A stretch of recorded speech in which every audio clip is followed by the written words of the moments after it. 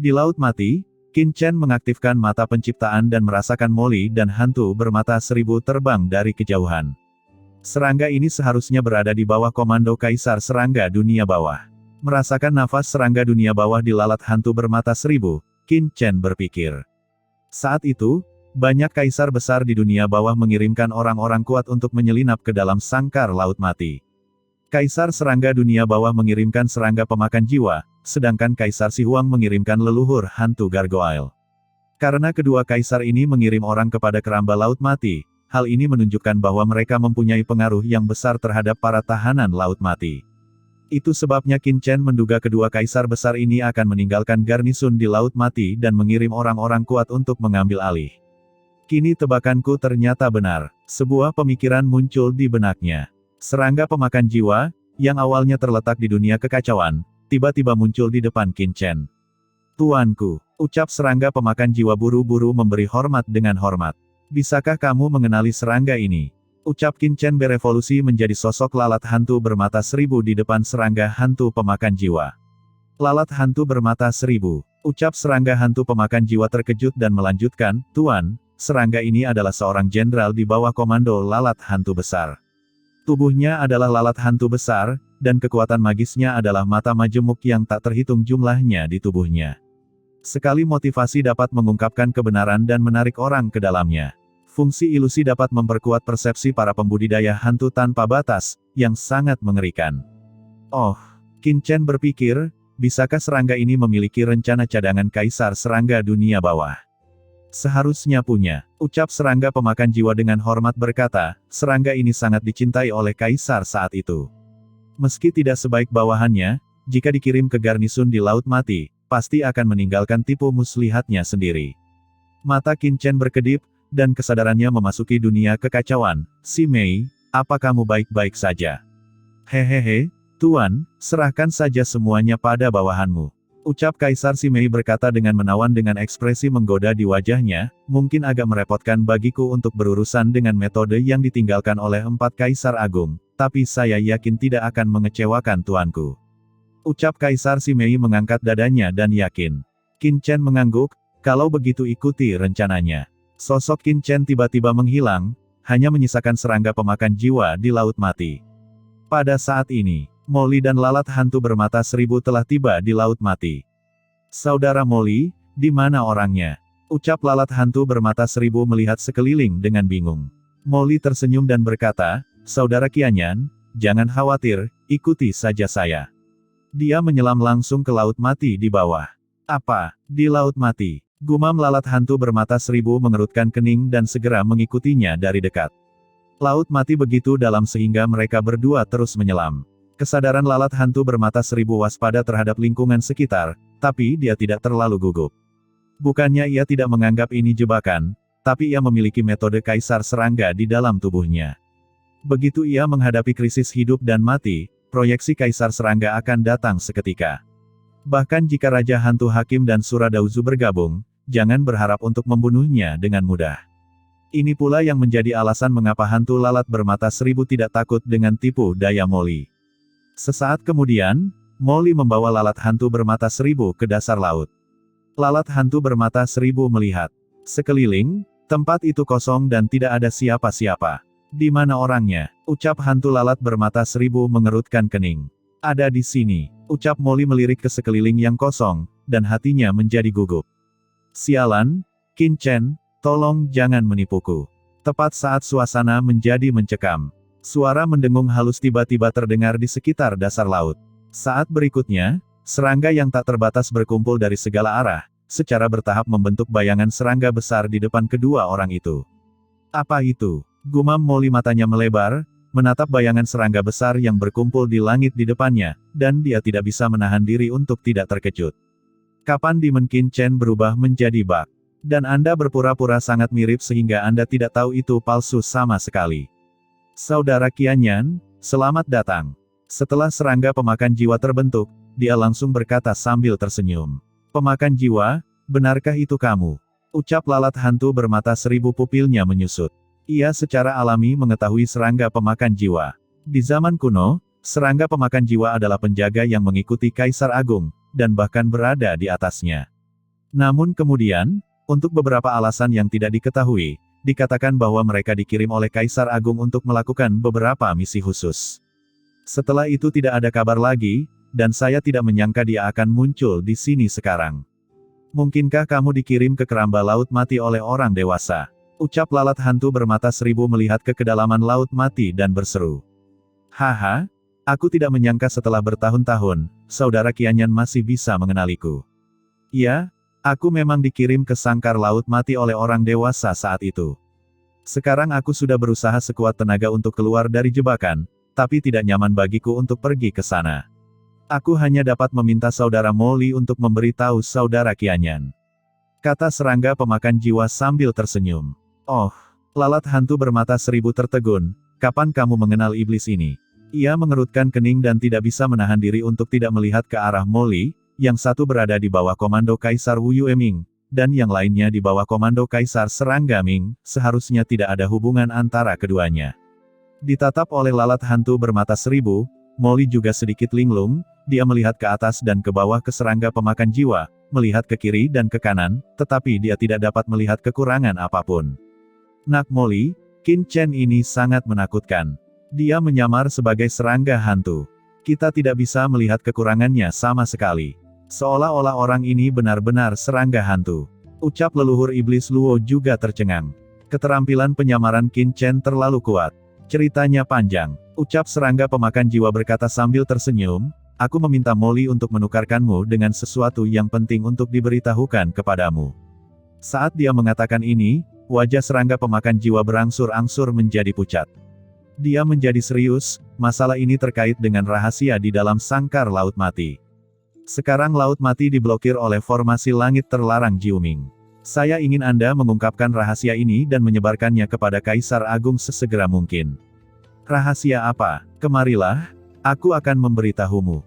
Ketika serangga pemakan jiwa mengatakan ini, tiba-tiba ia melirik ke arah Molly di sampingnya, mengerutkan kening dan berkata, kamu, menjauhlah dari sini, rahasia ini bukan untuk kamu dengar. Molly tercengang, dan wajahnya tiba-tiba menjadi sangat jelek. Sialan, apa yang terjadi? Namun dia masih mundur sedikit lebih jauh. Nak Molly, menurutmu apa yang akan dilakukan Qin Chen? Ucap leluhur iblis Luo tidak bisa menahan diri untuk tidak berkata. Saya tidak tahu. Ucap Molly menggelengkan kepalanya dengan kebingungan di wajahnya, orang ini sepertinya bukan Qin Chen itu. Leluhur iblis Luo tercengang, bukan Qin Chen. Molly memandang serangga hantu pemakan jiwa di kejauhan, mengerutkan kening dan berkata, saya sangat akrab dengan aura Demon Qin Chen. Awalnya, saya mengira serangga ini adalah Qin Chen, tetapi setelah persepsi yang cermat, ternyata jelas tidak benar. Oh, leluhur iblis Luo tercengang. Dia tahu betul bahwa Molly mengenal Qin Chen lebih baik daripada siapapun. Dia mengatakan tidak, yang kemungkinan besar benar. Tapi kemana Qin Chen pergi? Saat dia memikirkannya, Molly melihat serangga hantu pemakan jiwa di kejauhan mendatangi lalat hantu bermata seribu. Ia mengangkat tangannya dan sepertinya mengeluarkan sesuatu, tetapi saat ia mengeluarkan benda itu, tiba-tiba, aura luar angkasa yang menakutkan tiba-tiba memenuhi udara, dan Molly merasa ngeri saat mengetahui bahwa kekosongan dalam jarak ribuan mil dari dasar laut di sekitarnya tiba-tiba mengeras. Pada saat yang sama, air laut mati yang hitam dan mengerikan merembes entah dari mana, meliputi area yang jaraknya ribuan mil dalam sekejap, mengubah laut mati menjadi dunia yang benar-benar baru. Apa yang terjadi? Gumam Molly terkejut, persepsinya dan dunia luar kehilangan kontak dalam sekejap, dan seluruh dirinya telah benar-benar jatuh ke dalam air laut mati yang tak ada habisnya. Air laut mati ini sangat mirip dengan air di laut mati di luar, namun niat membunuh yang terkandung di dalamnya 10 hingga 100 kali lebih mengerikan dari air laut mati yang asli. Suara getaran yang menakutkan datang, dan Molly merasakan raungan yang menakutkan datang dari inti bidang luar angkasa. Itu jelas merupakan serangga hantu pemakan jiwa dan lalat hantu bermata seribu yang sedang bertarung. Apakah Qin Chen ini gila? Dia benar-benar melakukannya di sini. Gumam Molly terkejut. Lalat hantu bermata seribu adalah orang kuat di puncak transendensi. Kekuatannya tidak bisa diremehkan. Dia juga orang kepercayaan Kaisar Serangga Dunia Bawah. Dia pasti memiliki harta dan kekuatan magis yang dianugerahkan oleh Kaisar Serangga Dunia Bawah. Bahkan Kaisar Semu seperti Suradauzu tidak dapat dengan mudah mengalahkan orang kuat seperti itu. Setelah terekspos dan fluktuasi pertempuran terlalu besar, orang kuat lainnya yang ditempatkan di area tersebut pasti akan tertarik, dan semuanya akan berakhir pada saat itu. Ceroboh, terlalu sembrono. Gumam Molly sangat ketakutan dan marah hingga dia takut akan dibunuh oleh anak itu kali ini. Apa yang harus dilakukan? Dia sangat cemas. Pada saat ini, jauh di dalam mata air laut mati, lalat hantu bermata seribu telah kembali ke wujud aslinya. Itu adalah lalat hantu besar yang panjangnya hampir 10.000 kaki, dengan mata majemuk di sekujur tubuhnya, bersinar dengan niat jahat. Serangga pemakan jiwa, apa yang kamu lakukan? Ucap lalat hantu bermata seribu menatap serangga pemakan jiwa dan meraung. Sejak ia melihat serangga pemakan jiwa, ia bahkan melonggarkan kewaspadaannya, namun ia tidak pernah menyangka bahwa serangga pemakan jiwa akan menyerangnya secara langsung. Apa yang harus dilakukan? Ucap serangga pemakan jiwa tersenyum lembut. Tubuhnya dengan cepat bertambah besar, berubah menjadi ukuran puluhan ribu kaki. Serangga hantu yang tak terhitung jumlahnya melonjak, dan aura sedingin es memenuhi udara dalam sekejap, menutupi lalat hantu bermata seribu. Nafas yang hampir mencekik lalat hantu bermata seribu turun, dan lalat hantu bermata seribu merasakan esensi dalam tubuhnya akan mengeras. Kaisar Semu. Ia mengeluarkan suara kaget dan menatap serangga pemakan jiwa. Pada saat ini, aura yang memancar dari serangga pemakan jiwa telah benar-benar melampaui alam transendensi puncak. Ia benar-benar membawa secerca aura kaisar. Ini memasuki alam Kaisar Semu. Hal ini membuat hati lalat hantu bermata seribu tenggelam. Serangga pemakan jiwa, kamu dan aku semua berada di bawah komando Kaisar Serangga. Apakah kamu tidak takut akan murka Kaisar Serangga dengan melakukan ini? Siapa bilang aku berada di bawah komando Kaisar Serangga dunia bawah? Ucap serangga pemakan jiwa tersenyum lembut, Tuan, tidak apa-apa. Saat serangga pemakan jiwa selesai berbicara, paksaan yang mengerikan tiba-tiba turun. Sebelum lalat hantu bermata seribu sempat bereaksi terhadap apa yang telah terjadi, bayangan hitam tiba-tiba muncul dari kehampaan di atas kepalanya dan ia ditekan dengan telapak tangan. Paksaan yang mengerikan memenuhi udara, dan lalat hantu bermata seribu terguncang. Ia meraung, dan mata majemuknya tiba-tiba mengeluarkan lingkaran kabut, dan langsung meledak ke arah sosok itu, mencoba menarik sosok bayangan hitam itu ke dalam di dunia fantasinya. Seribu mata membingungkan alam. Aura dunia fantasi melonjak dan seketika menyelimuti sosok yang jatuh itu. Itu adalah Qin Chen. Menghadapi krisis hidup dan mati, lalat hantu bermata seribu tidak berani mengabaikannya, dan segera menunjukkan kekuatan magis terkuatnya. Cahaya yang membuat jantung berdebar-debar mekar di mata majemuk yang tak terhitung jumlahnya, langsung menutupi Qin Chen. Lalat hantu bermata seribu meraung. Di bawah serangannya, bahkan mereka yang berada di puncak transendensi akan ditarik ke dunia yang aneh dan seperti kesurupan, tidak mampu melepaskan diri. Tapi yang mengejutkan lalat hantu bermata seribu adalah ketika pupilnya yang tak terhitung jumlahnya jatuh pada sosok itu, dan sosok itu tidak merespon sama sekali. Pupil mengerikan yang tak terhitung jumlahnya mencoba menariknya ke dunia ilusi, tetapi mereka gagal. Seperti menarik gunung, tidak bisa menggoyahkan pihak lawan sama sekali. Lalat hantu bermata seribu terkejut dan marah, tetapi sebelum bisa bereaksi, telapak tangan Qin Chen sudah menekan kepalanya. Dengan keras, lalat hantu bermata seribu merasa seolah-olah kepalanya telah dihantam oleh ribuan bintang kuno. Tiba-tiba ia pusing. Kekuatan penindasan yang kuat langsung menekannya ke dasar laut. Dengan keras, di bawah laut mati itu hancur satu demi satu, tetapi dampak mengerikan ini dilawan oleh domain luar angkasa di sekitarnya dan air dari mata air laut mati. Saya di bawah komando Kaisar Serangga dunia bawah. Siapa kamu? Beraninya kamu menyerang saya? Ucap lalat hantu bermata seribu bergetar hebat dan meraung. Sayap di punggungnya bergetar hebat dan mencoba naik ke langit. Namun, di bawah penindasan Qin Chen, tidak peduli seberapa keras dia berjuang, seluruh tubuhnya tidak bisa bergerak sama sekali. Qin Chen terlalu malas untuk berbicara omong kosong dengan lalat hantu bermata seribu, dan menekan telapak tangannya di atas kepalanya. Aura roh yang mengerikan langsung memasuki pikiran lalat hantu bermata seribu seperti lautan luas. Satu demi satu, aura pemikiran spiritual yang mengerikan dengan gila-gilaan menembus ke dalam lautan jiwa lalat hantu bermata seribu, mencoba meninggalkan bekas di lautan jiwanya. Sial, kamu sebenarnya ingin memperbudakku. Aku, lalat hantu bermata seribu tidak akan pernah menjadi budak. Ucap lalat hantu bermata seribu menggigil dan ketakutan, dalam sekejap terasa bahwa pihak lain telah benar-benar meninggalkan jejak jiwa di pikirannya, menjadikannya budaknya. Bagaimana bisa? Pada saat kekuatan jiwa Qin Chen hendak memasuki kedalaman lautan jiwa lalat hantu bermata seribu. Tiba-tiba, sebuah tanda gelap tiba-tiba muncul di lautan jiwa lalat hantu bermata seribu. Tanda ini mengandung aura yang membuat jantung berdebar-debar, sangat rumit dan mulai beredar perlahan. Pada saat tanda itu beredar, kekuatan yang dapat mengejutkan dunia dan mengguncang zaman kuno muncul, seolah-olah suatu keberadaan mengerikan akan bangkit darinya. Sebelum kekuatan pulih sepenuhnya, nafas yang keluar mengguncang jiwa Qin Chen dan menyebabkan sedikit rasa sakit yang tajam. Tanda Kaisar Agung. Tanda ini persis dengan tanda yang ditinggalkan oleh serangga besar dunia bawah di benak lalat hantu bermata seribu. Dalam keadaan normal, tanda ini tidak akan mudah diaktifkan. Hanya ketika lalat hantu bermata seribu menghadapi krisis hidup atau mati, ia akan bangun dan langsung terhubung dengan Kaisar Serangga Dunia Bawah, yang berfungsi sebagai saluran proyeksi Kaisar Serangga Dunia Bawah untuk datang ke sini. Pada saat ini, tanda Kaisar Serangga Dunia Bawah ini merasa bahwa lalat hantu bermata seribu telah mengalami krisis hidup dan mati dan akan segera bangun. Hahaha, ini adalah tanda yang ditinggalkan oleh Kaisar Serangga Agung.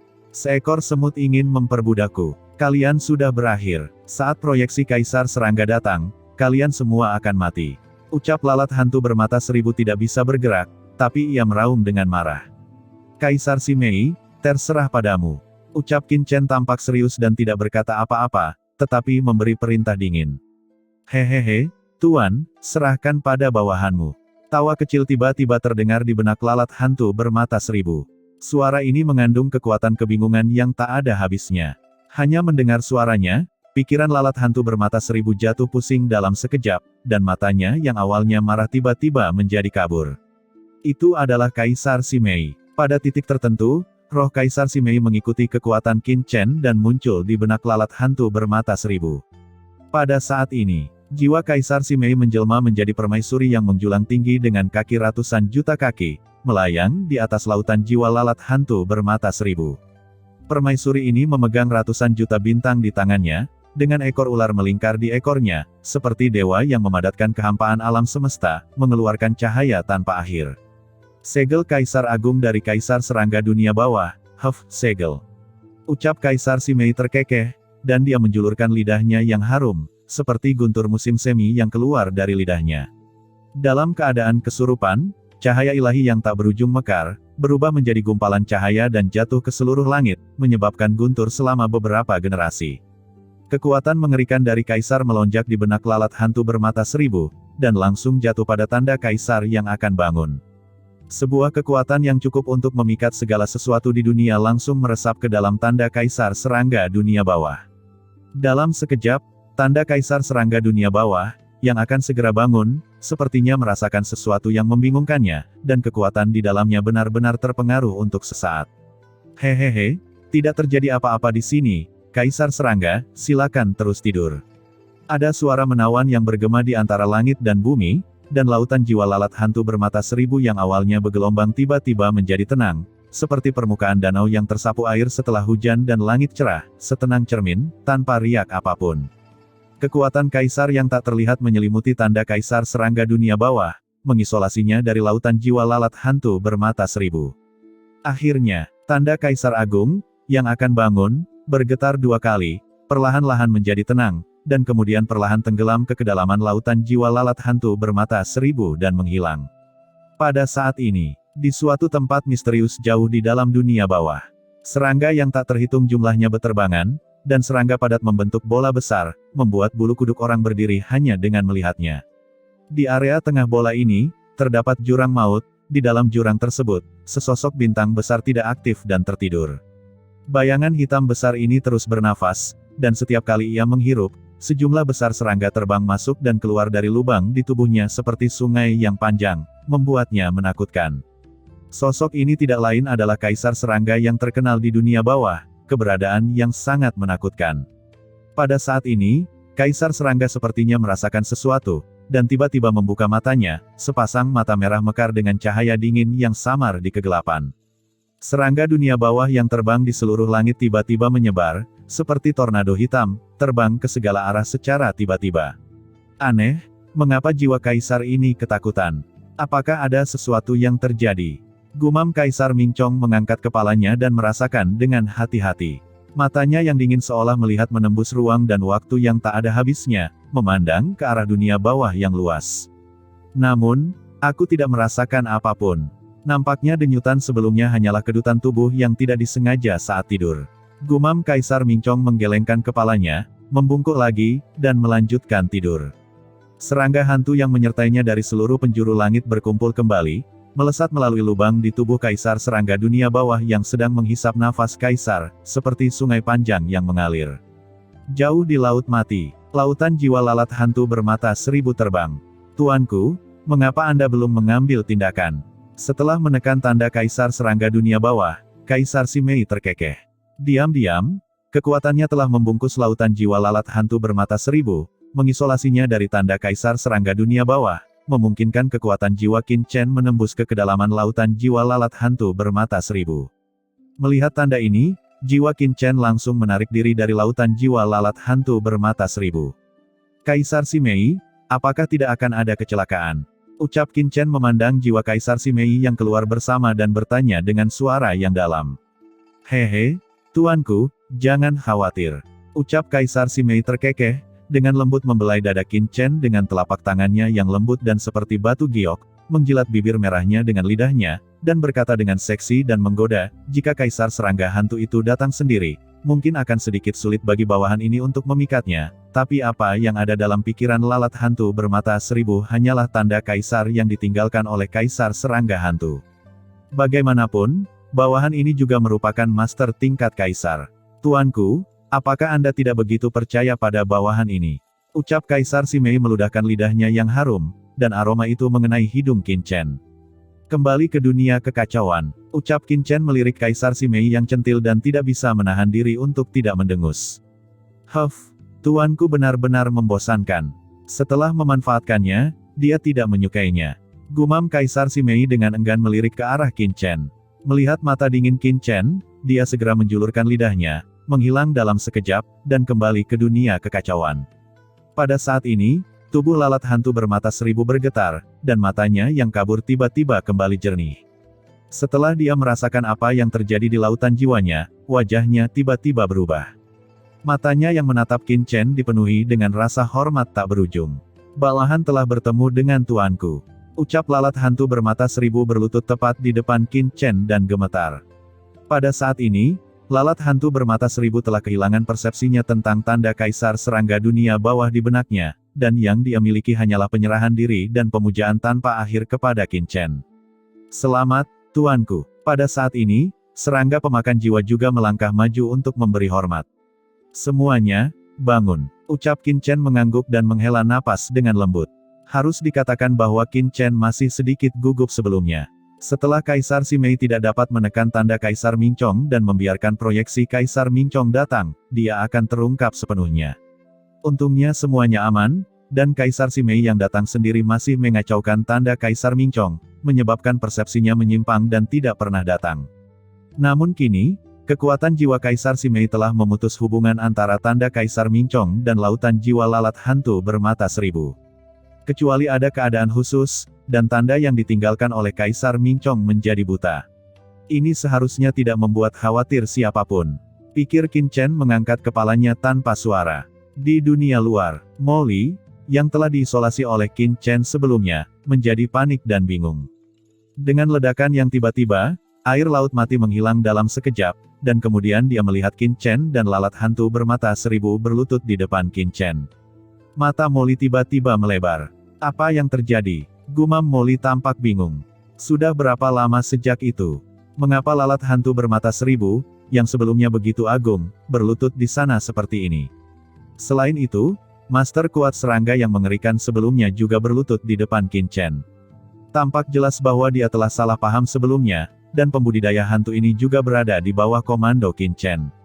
Untuk sesaat, rambut Molly berantakan di air laut, dan dia tidak tahu harus berkata apa. Nak Molly, menurutku kita tidak boleh bermusuhan dengan anak itu. Qin Chen ini, sangat mesum. Ucap leluhur iblis Luo tidak bisa menahan diri untuk tidak berbicara pada saat ini, suaranya bergetar. Membandingkan orang satu sama lain membuat orang marah.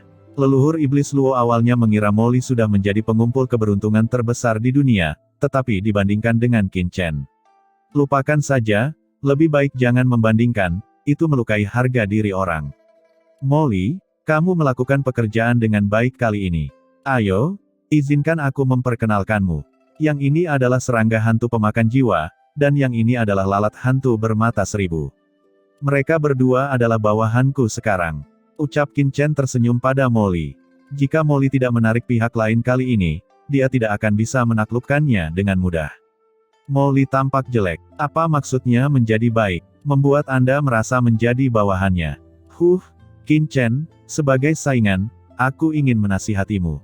Meskipun kamu dapat menggunakan berbagai cara untuk menjadi lebih kuat, kamu tetap harus mempertahankan martabat paling dasarmu. Jangan kehilangan dirimu karena sesuatu. Ucap Molly mendengus dingin.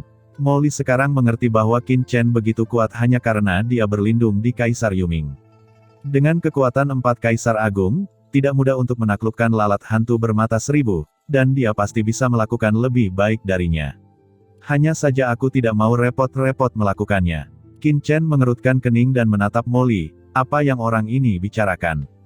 Dia tidak repot-repot, menjelaskan secara detail dan berkata dengan tenang, Molly, pergilah sekali lagi dan undang para pemimpin Kaisar Si Huang ke sini. Molly ingin mengatakan alasannya, tapi dia menggerakkan bibirnya dan akhirnya tidak mengatakan apapun. Qianyan, kamu kembali bersamanya dulu. Ucap Qin Chen menoleh untuk melihat lalat hantu bermata seribu lagi. Lalat hantu bermata seribu tidak boleh dibiarkan terlalu lama, jika tidak maka akan mudah dicurigai. Ya Tuan, ucap lalat hantu bermata seribu dengan hormat. Sial, gumam Molly mengeluh, dan segera berbalik dan pergi bersama lalat hantu bermata seribu. Dua sosok melintasi langit. Saudara Qianyan, apa yang terjadi di dalam sebelumnya? Ucap Molly bertanya di jalan, dan dia juga sangat penasaran di dalam hatinya, bagaimana Qin Chen menaklukkan pria kuat seperti itu di puncak levelnya. Saudara Limo, jika kamu ingin tahu, kamu bisa bertanya pada orang dewasa. Ucap lalat hantu bermata seribu tersenyum tipis. Molly tercengang dan tidak bisa berkata apa-apa. Segera, keduanya kembali ke garnisun mereka. Molly sekali lagi menggunakan metode yang sama untuk membuat janji dengan tetua batu abadi di bawah Kaisar Si Huang. Setelah melihat kotak lain yang diberikan Qin Chen kepada Molly, tetua batu abadi juga memiliki ekspresi terkejut di wajahnya, dan dia tidak sabar untuk mengikuti Molly. Ini membuat Molly merasa sangat gatal. Apa yang dimasukkan Qin Chen ke dalam kotak? Mengapa semua orang mempunyai ekspresi seperti ini saat mereka melihatnya?